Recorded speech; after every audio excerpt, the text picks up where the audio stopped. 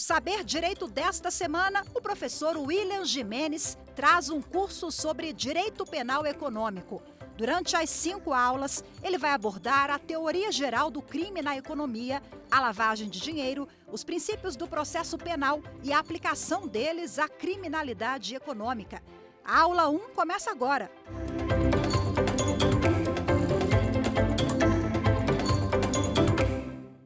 Olá, queridos amigos e amigas. Sejam muito bem-vindos ao programa Saber Direito.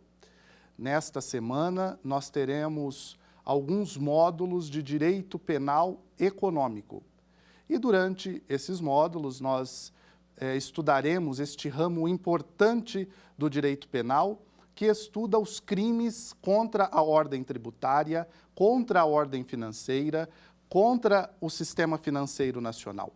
E nós verificaremos, nós estudaremos os crimes de lavagem de dinheiro, estudaremos as teorias aplicadas ao direito penal, econômico, os seus princípios, o princípio da confiança, teoria da cegueira deliberada, teoria do domínio do fato e também alguns tópicos de processo penal aplicado à criminalidade econômica.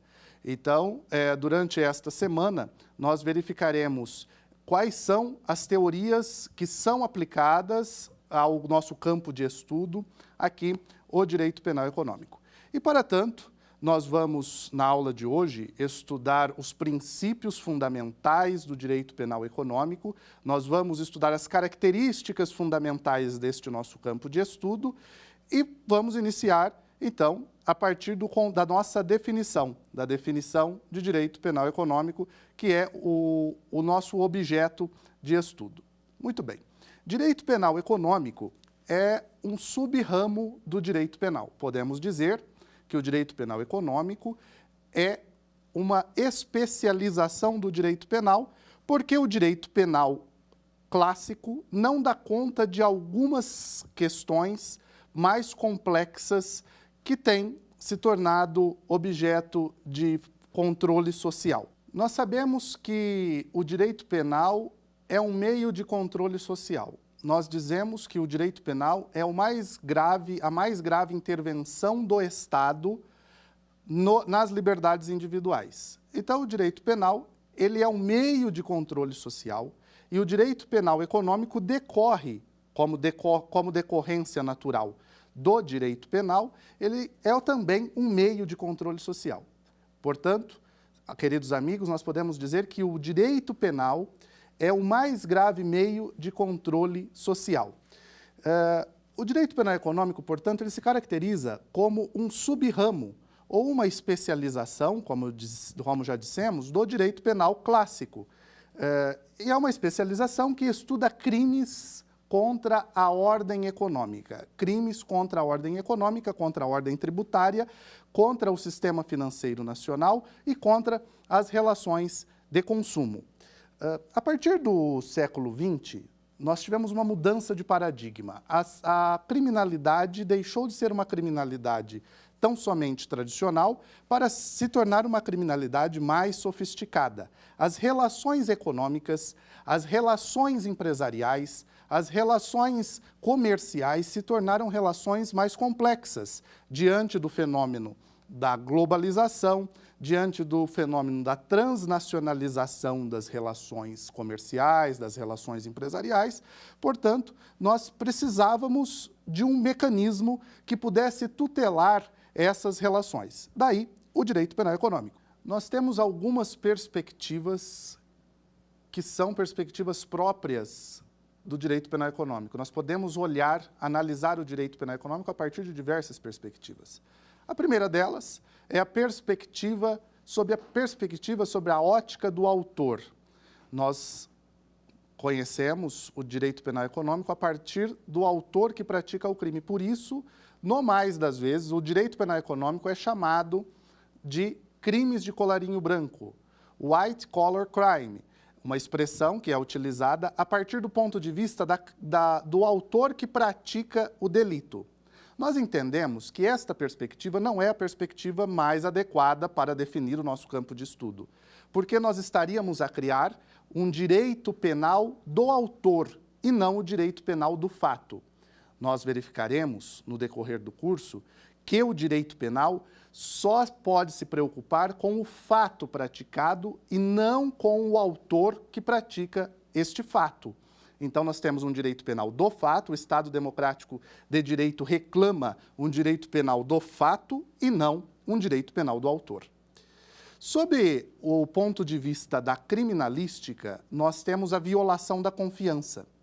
Nós sabemos que a confiança, as pessoas, a comunidade em geral, a sociedade, deposita confiança nas relações comerciais. Então, nós precisamos de um ramo do direito que tutele, que salvaguarde a confiança, que faça a tutela da confiança. Então, sob o ponto de vista da criminalística, nós podemos definir o direito penal como um mecanismo que tutela a confiança.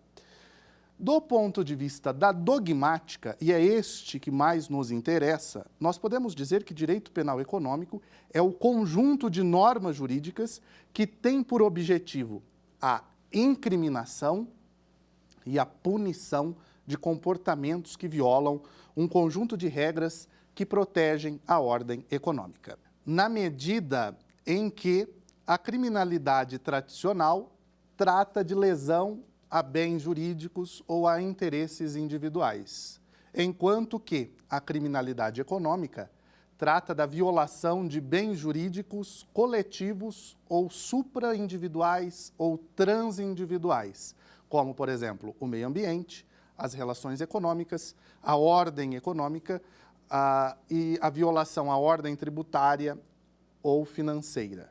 Então, a ofensa na criminalidade econômica, ela vai além de algo determinado, ela tem uma perspectiva, ela possui uma perspectiva difusa, indivisível, supra-individual.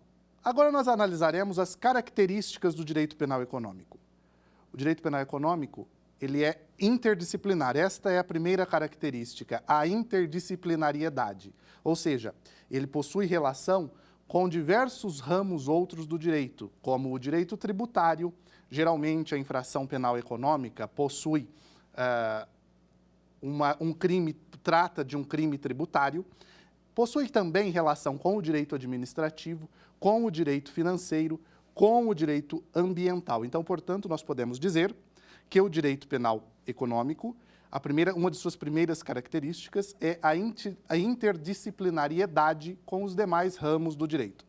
Segunda característica do direito penal econômico é a não codificação. Ou seja, nós não temos no Brasil, as leis penais econômicas, elas estão esparsas por todo o ordenamento jurídico.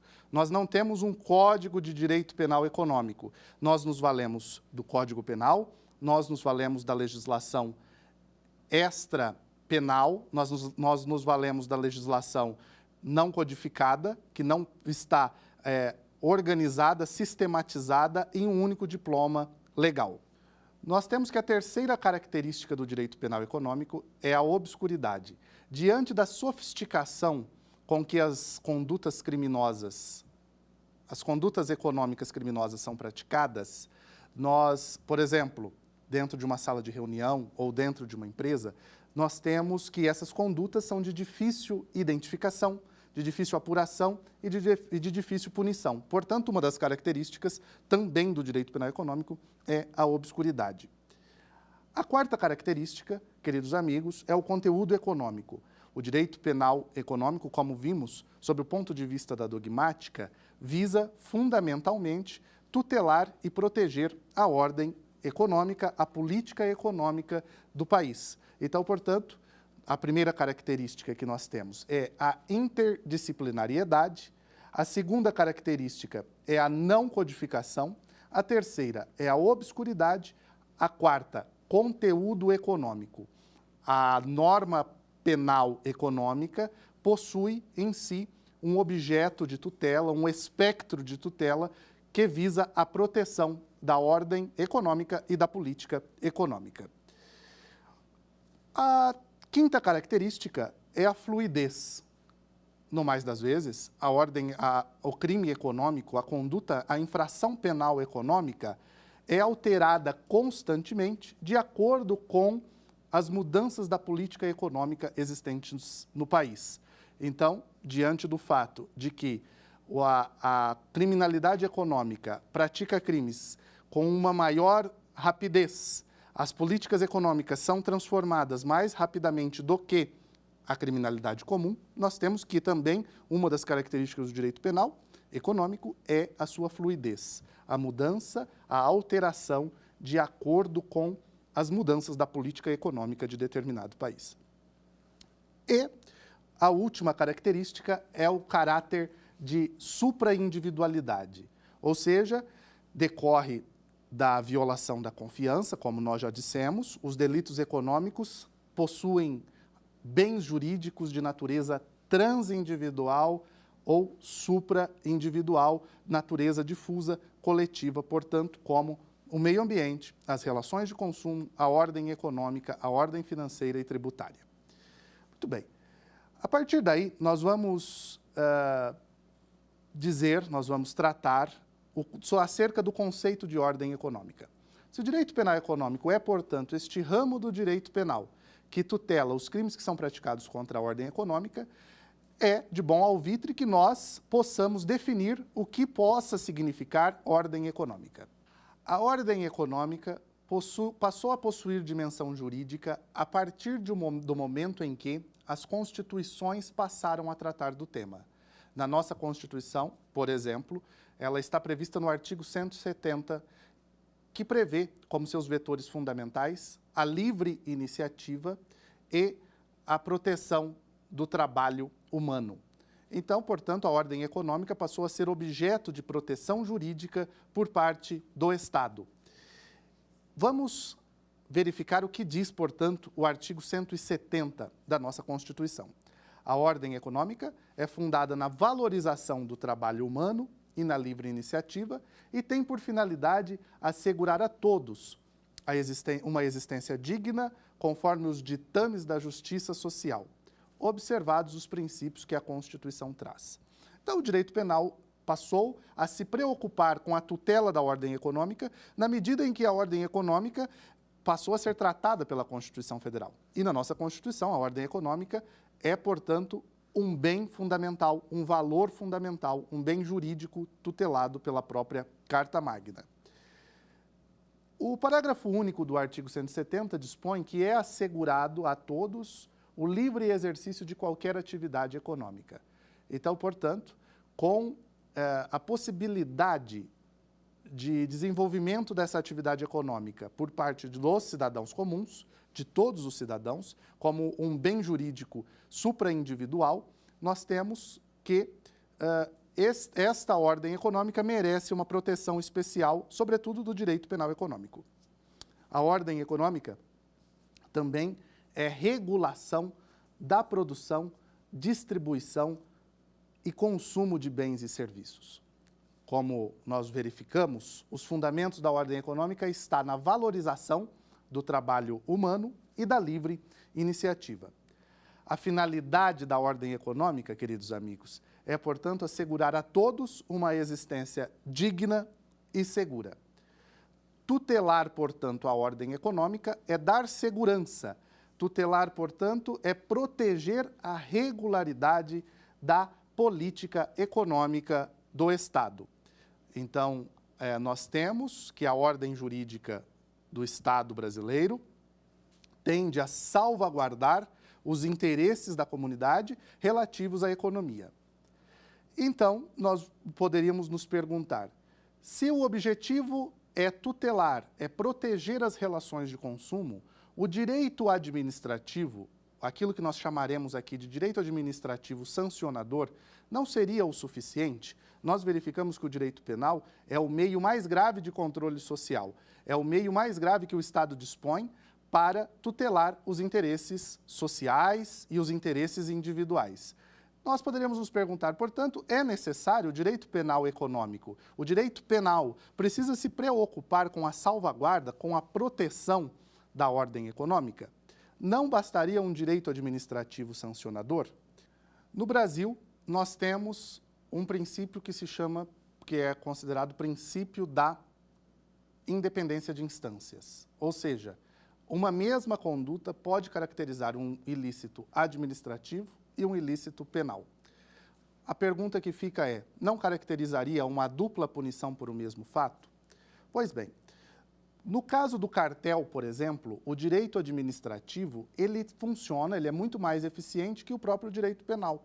Então, talvez, se o objetivo é a salvaguarda da economia, a salvaguarda da política econômica, a salvaguarda da tutela da ordem econômica, a proteção da ordem econômica, nós não poderíamos nos questionar se o Estado poderia se valer de um ramo menos gravoso do que o direito penal para proteger tais interesses? E aí nos aparece a figura do direito administrativo sancionador.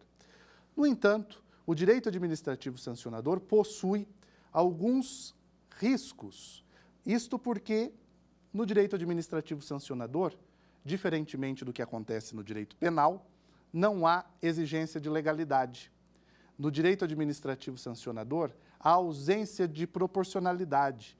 No direito administrativo sancionador, há desproporcionalidade nas penas, efeitos gravosos que muitas vezes são mais danosos e são maiores que os próprios efeitos do direito penal.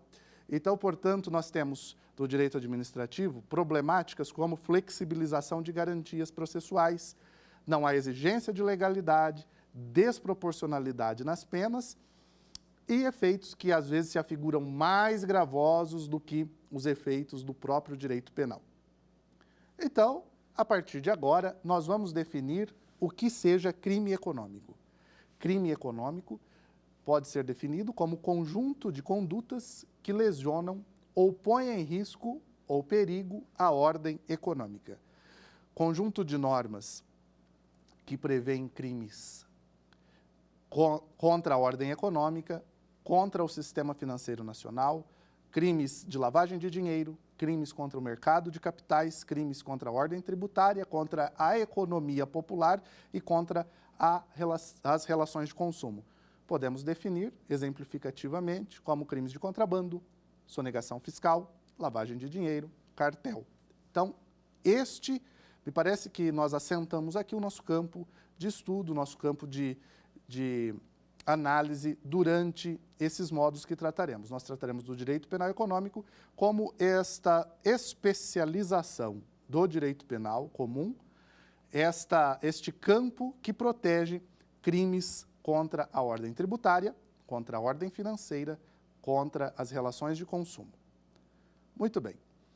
Nós temos, queridos amigos, um vetor fundamental no direito penal, que é o vetor da intervenção mínima do direito penal econômico. A intervenção mínima do direito penal econômico decorre do princípio da intervenção mínima do direito penal.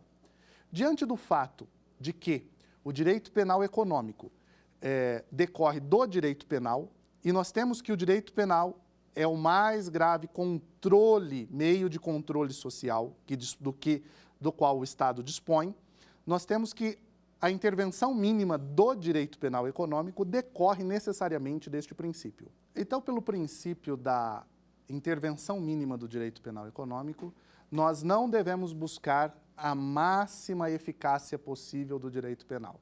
Ao contrário, nós temos que buscar a mínima intervenção imprescindível. O direito penal é caracterizado, e por assim ser, o direito penal econômico como sua decorrência natural, como seu ramo de especialização, também deve ser subsidiário e fragmentário. Nós devemos buscar a mínima intervenção possível do direito penal, ou seja, nos valermos do direito penal econômico só quando falham os demais outros meios de controle social. Então, a intervenção penal econômica só é admitida, como a intervenção penal só pode ser admitida, quando falham todos os demais ramos do direito, todos os demais meios de controle social. Então, pelo princípio da intervenção mínima, nós podemos conceituá-lo como o direito penal deve ser a última fronteira de controle social, uma vez que os seus métodos são os métodos que atingem de maneira mais intensa a liberdade individual. Disso nós podemos dizer que o direito penal deve ser sempre a última ratio e nunca a prima ratio, ou seja, o direito penal deve ser a última fronteira, deve ser o último ramo do direito a ser buscado diante da gravidade das penas que ele impõe e que ele prevê, violando assim de maneira mais intensa a liberdade individual. A partir de agora, nós vamos tratar a respeito de uma questão importante no direito penal econômico, que é a noção de bem jurídico. O que pode significar bem jurídico? Nós já dissemos que o direito penal econômico é uma especialização do direito penal e o direito penal só pode intervir em última ratio, nunca em prima ratio, nunca em primeira instância, somente quando todos os demais meios de controle social se mostrarem ineficazes. Então, portanto, nós vamos agora analisar o conceito de bem jurídico. O que pode significar para nós bem jurídico? Nós temos que, no direito penal clássico, a definição de bem jurídico como uma ofensa a um interesse social fundamental. A peculiaridade que nós tratamos aqui, queridos amigos, é a de que o direito penal econômico possui uma certa dificuldade na delimitação do bem jurídico. E nós vamos ver por quê. O bem jurídico pode ser considerado como aquilo que é chamado pela doutrina de desvalor social da ação. Ou seja, o delito tem, per si, uma danosidade social. Nós temos, então, portanto, o delito como uma lesão ou um perigo de lesão a um bem jurídico, a um interesse social fundamental. A origem dogmática do bem jurídico surgiu no século XIX. Todo preceito penal, portanto, existe um direito subjetivo. Então, em todo preceito penal, existe um direito subjetivo do particular ou do Estado como objeto de proteção. Então, bem jurídico é um interesse juridicamente protegido, interesse humano concreto que necessita, que reclama a proteção do direito penal.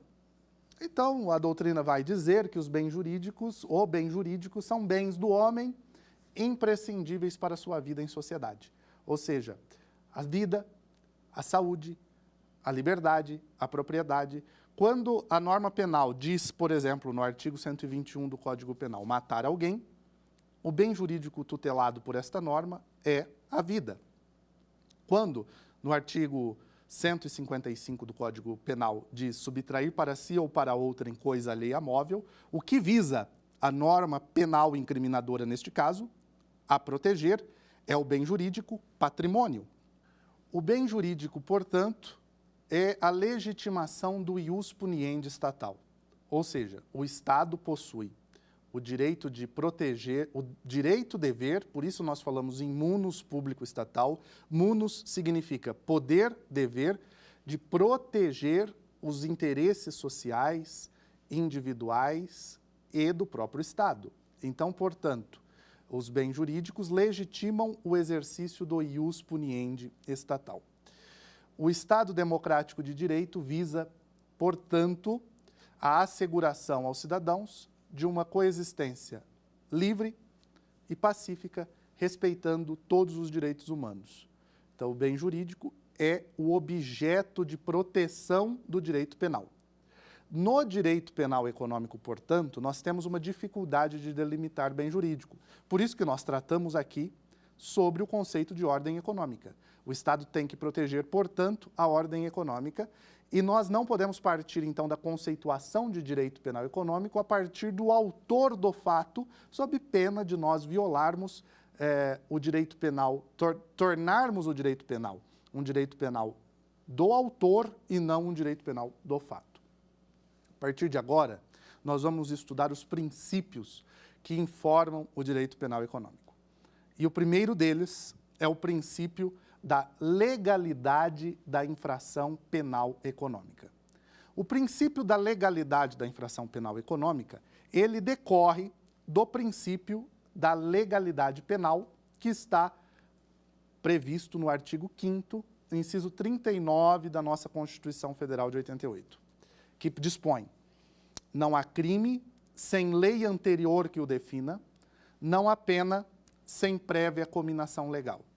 Este princípio, queridos amigos e amigas, ele encontra previsão infraconstitucional no artigo 1º do Código Penal Brasileiro. O Código Penal Brasileiro dispõe em seu artigo 1º exatamente que não há crime sem lei anterior, nem pena sem prévia cominação legal. Isto porque a legalidade, ela torna-se importante a partir do momento em que nós passamos a conviver em um Estado de Direito, em um rule of law, ou seja, império da lei. No Estado de Direito, antes da lei, não existe nada.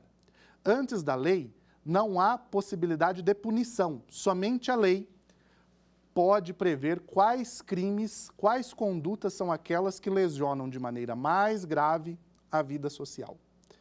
Portanto, a legalidade visa a trazer aquele bem jurídico fundamental para o Estado de Direito, que é a segurança jurídica, a previsibilidade das relações jurídicas. Ou seja, nós não podemos punir qualquer conduta pelo critério da intervenção mínima, da fragmentariedade, da subsidiariedade, da ofensividade. O direito penal só pode se preocupar com aquilo que viola gravemente a ordem econômica, a ordem social, que violam os interesses individuais. Então, portanto, não podemos punir qualquer conduta, e daí nós temos o direito, o princípio da legalidade. O princípio da legalidade, portanto, traz a previsão legal das condutas que o Estado exige que a lei traga, a previsão legal das condutas em que o Estado queira efetivamente incriminar.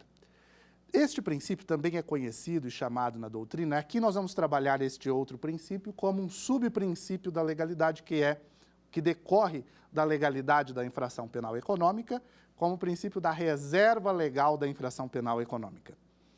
Reserva legal significa que somente a lei pode prever crimes e cominar penas.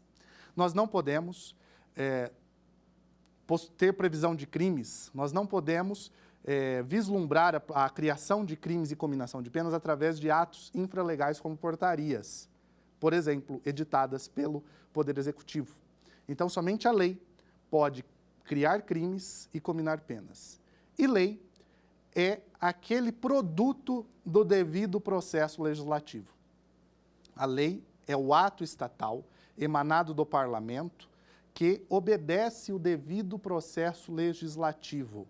A lei é, portanto, produto estatal, ato infralegal, não pode criar crime e nem cominar penas diante do princípio da reserva legal. Muito bem. Então, a lei deve ser escrita, reserva de lei, a lei deve ser estrita, ou seja, somente a lei em sentido formal, aquele produto do devido processo legislativo. Deste princípio decorre um subprincípio, o princípio da taxatividade. A lei deve ser taxativa, deve ser certa. Isso tudo com vistas a expurgar do ordenamento jurídico tipos penais vagos. Com qual finalidade? Finalidade, evidentemente, é evitar punições injustas. Isto para trazer segurança jurídica, pois o ser humano, o cidadão, deve saber o que pode efetivamente e o que não pode efetivamente praticar. Então, e também nós evitamos punições por indeterminação. Nós vimos, pelo princípio da legalidade, que não há crime sem lei anterior. Daí decorre um outro princípio, que é o princípio da anterioridade da lei penal econômica.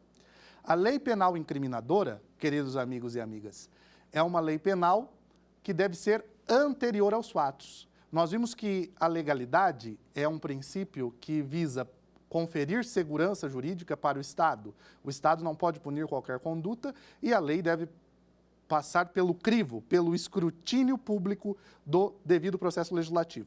Muito bem. E a lei deve ser anterior aos fatos, sob pena de gerar uma grave insegurança jurídica. Nós precisamos saber quais condutas que, pelo princípio da fragmentariedade, o Estado pinça e traz como princípios, como bens ou bens jurídicos tutelados mais importantes para serem objeto de proteção.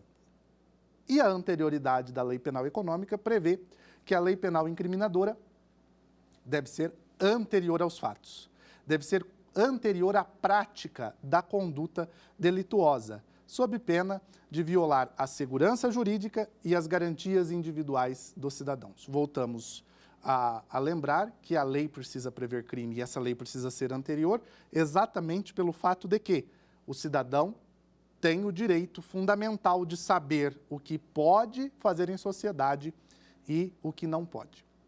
Nós vimos que o direito penal econômico se preocupa não com todas as condutas praticadas no âmbito empresarial ou no âmbito das relações econômicas. Não, ele se preocupa com as condutas mais graves.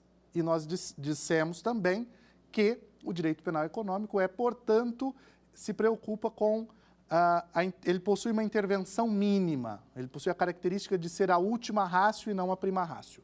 Daí nós temos um princípio fundamental, que é o princípio da intervenção mínima do direito penal econômico. O direito penal econômico não pode ser utilizado como prima ratio, só pode ser utilizado como última ratio. O direito penal econômico é a última ratio, só pode criminalizar condutas que violem bens jurídicos importantes e possui caráter de fragmentariedade, de subsidiariedade, ou seja, toda vez que os demais ramos do direito se mostrarem insuficientes para o controle de determinada conduta, nós então teremos o direito penal econômico que só pode agir minimamente.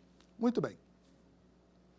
A conduta delituosa deve ser ofensiva à convivência social. Disso nós tiramos outro princípio, o princípio da ofensividade da infração penal econômica. Não é toda a conduta praticada pelo empresário ou pelo agente econômico que caracterizará crime. Pelo princípio da ofensividade da infração penal econômica, nós temos que a conduta delituosa deve ser ofensiva à convivência social, capaz de lesar bem jurídico. Nós temos agora um princípio de máxima importância para o nosso campo de estudo, que é o princípio da insignificância do delito penal econômico. Diante de tudo o que nós vimos e falamos aqui, direito penal como última ratio, intervenção mínima, fragmentariedade, subsidiariedade, nós temos que há condutas que se revestem de inidoneidade jurídico-penal. Em outras palavras, há condutas que são consideradas crimes, mas pela intervenção mínima do direito penal, pelo fato de que a conduta não lesiona gravemente a ordem social, esta conduta deixa de se caracterizar crime. Então, nós temos o princípio aqui da insignificância do delito penal econômico. Este princípio possui aplicação no direito brasileiro. O Supremo Tribunal Federal e o STJ, Superior Tribunal de Justiça, viabilizam a aplicação deste princípio, e o princípio da insignificância decorre do fato de que o direito penal não se deve ocupar com assuntos irrelevantes, incapazes de lesionar ou de lesar o bem jurídico. Quando há a incidência do princípio da insignificância, nós temos causa excludente de tipicidade material. Ou seja, a conduta existiu, mas ela deixa de ser crime porque, de acordo com os vetores que nós veremos, de acordo com a jurisprudência do Supremo Tribunal Federal, nós verificaremos que a conduta não é capaz de lesar gravemente a ordem social, a ordem econômica. Muito bem. O princípio da insignificância, para a aplicação do princípio da insignificância, nós temos requisitos objetivos e requisitos subjetivos. Os requisitos objetivos são a mínima ofensividade da conduta, a ausência de periculosidade social da ação, o reduzido grau de reprovabilidade do comportamento e a inexpressividade da lesão jurídica provocada. Ou seja, os requisitos objetivos visam fazer com que o direito penal se preocupe com aquilo que é efetivamente grave. Primeiro deles, mínima ofensividade da conduta do agente. Ou seja, a conduta do agente, ela é tão pequena para o direito penal, ela é tão insignificante que a sua ofensividade, a sua danosidade social, a sua lesão, a lesão que ela provoca ao bem jurídico é tão pequena que é considerada mínima, ou insignificante, ou não importante para o direito penal. A ausência de periculosidade social da ação. Nós temos que é o segundo o requisito objetivo para a aplicação do princípio da insignificância. A ausência de periculosidade social da ação significa que a ação não provoca uma lesão grave ao meio social. Nós não temos uma periculosidade social tão grave ou tão importante que justifique a intervenção no direito penal. O reduzido grau de reprovabilidade do comportamento. O comportamento adotado, embora tenha previsão como crime, a conduta ela é tão...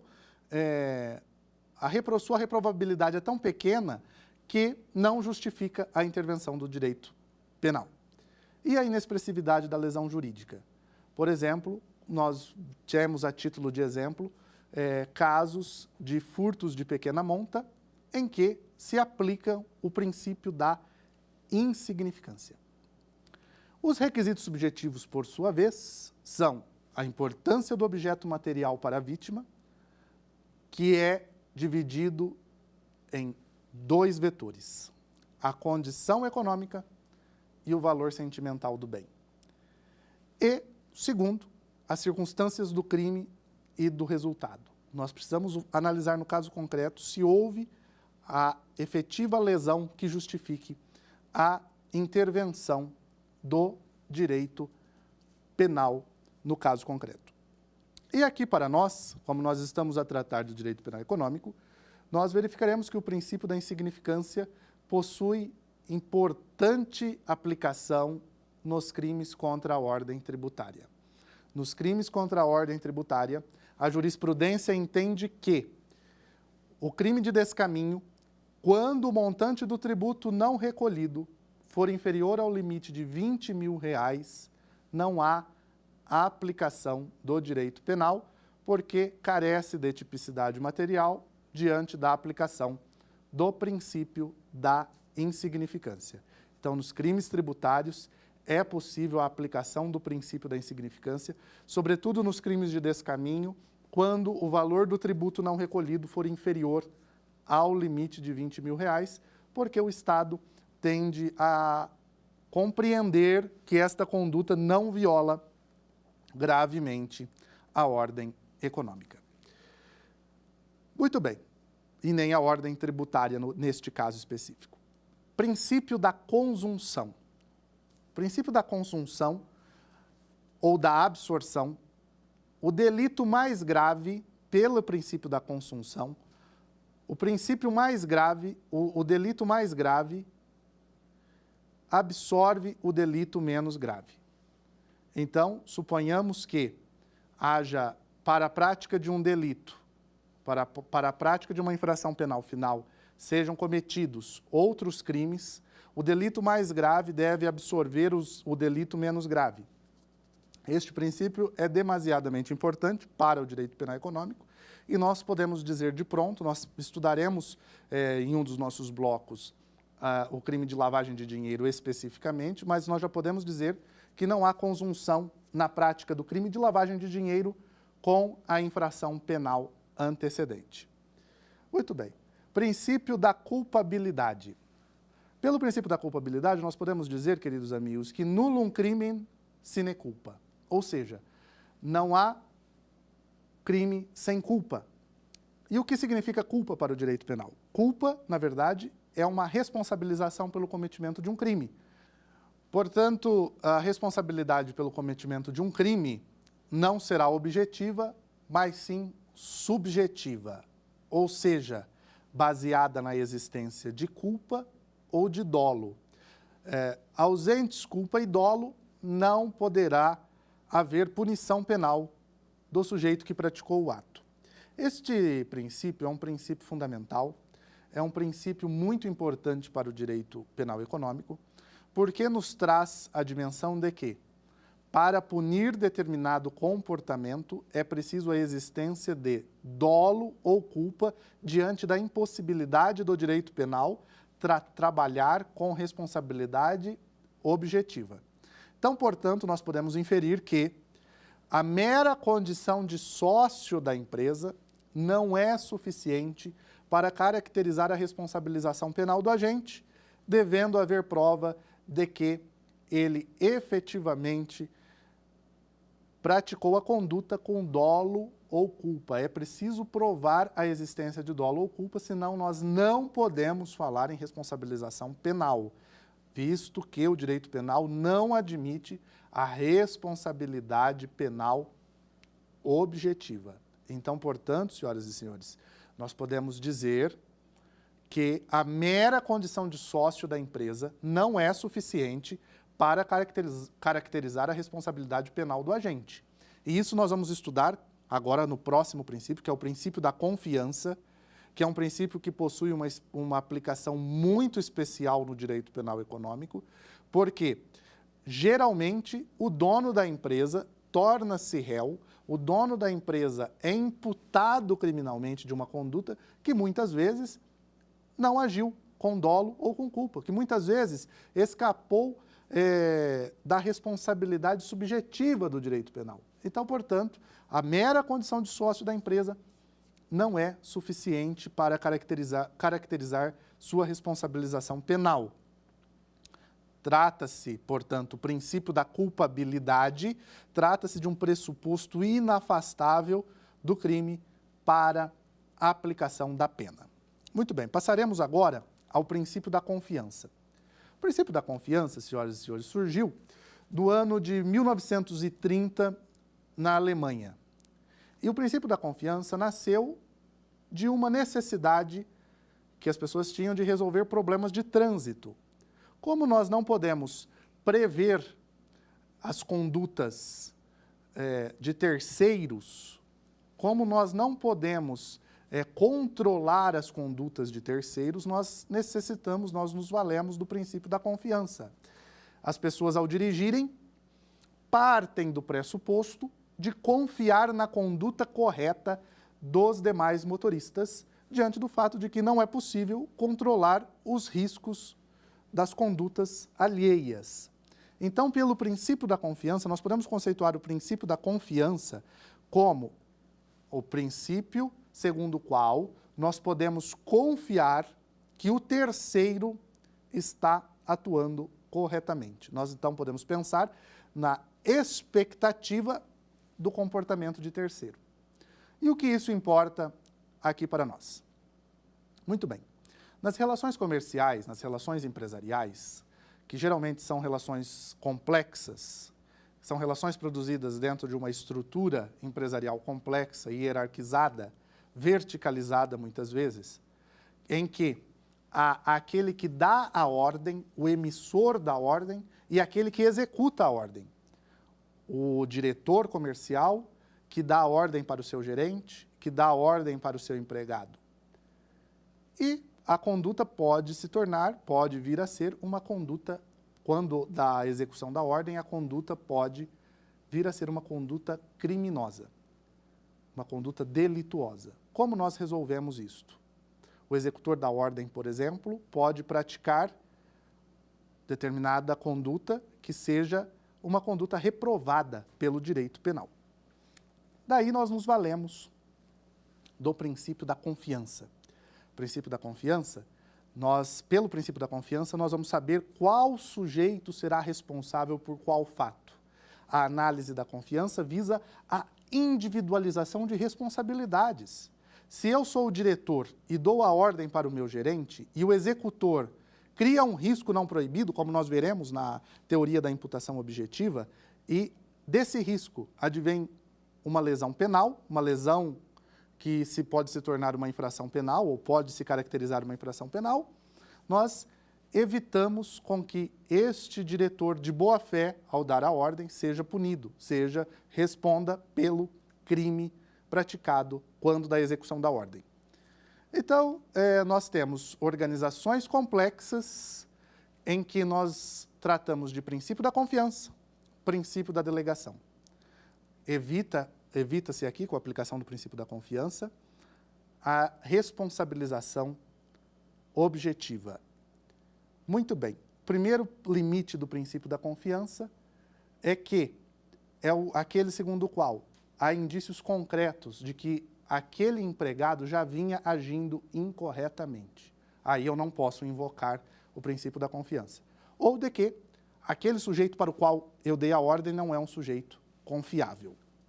O empregado que recebe a ordem do patrão, por sua vez, para se eximir da culpa, para se eximir da responsabilidade penal, pode confiar desde que a ordem não pareça ilegal.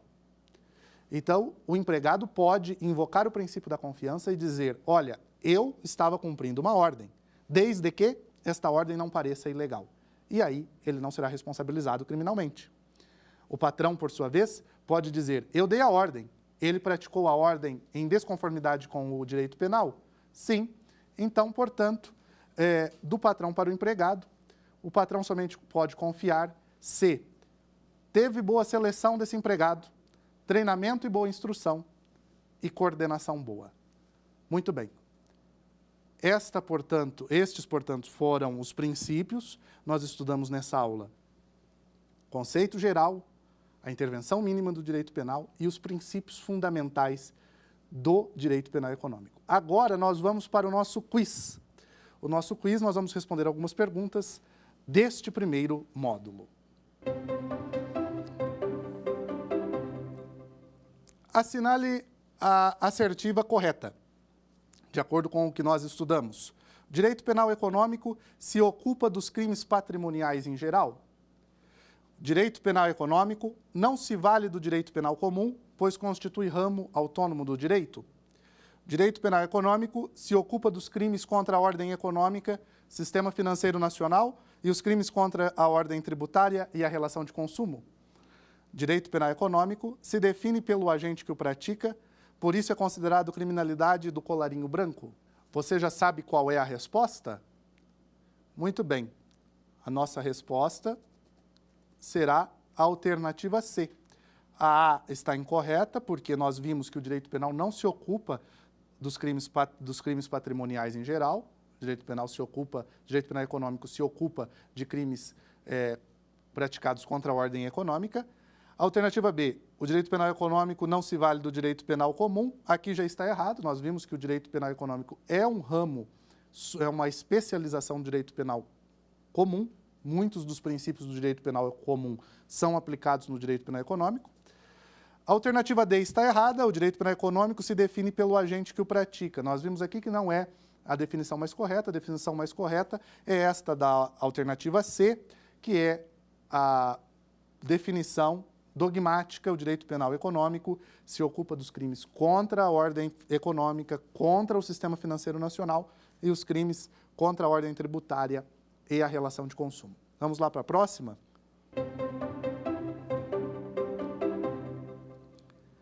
Não é princípio aplicado ao direito penal econômico. Letra A, princípio da legalidade da infração econômica. Letra B, princípio da confiança. Letra C, princípio da culpabilidade. Letra D, princípio da inversão do ônus da prova. Você já sabe qual é a resposta? Claro, o princípio da inversão do ônus da prova. Nós vimos que os princípios do direito penal econômico, o primeiro deles é o princípio da legalidade, não há crime sem lei anterior.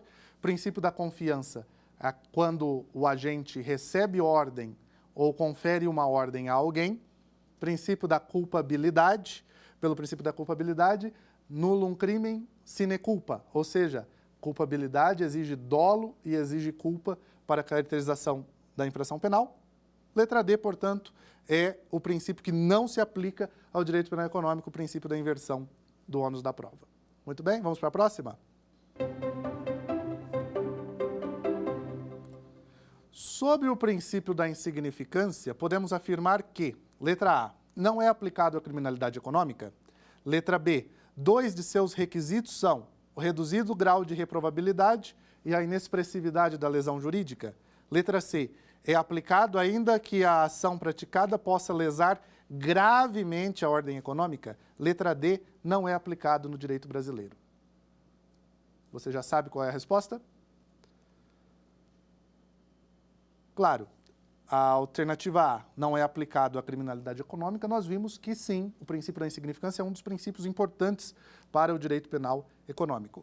A letra C é aplicado ainda que a ação praticada possa lesar gravemente, aí está errado. Nós vimos que o princípio da insignificância só pode ser praticado quando há na espécie a mínima ofensividade da conduta do agente.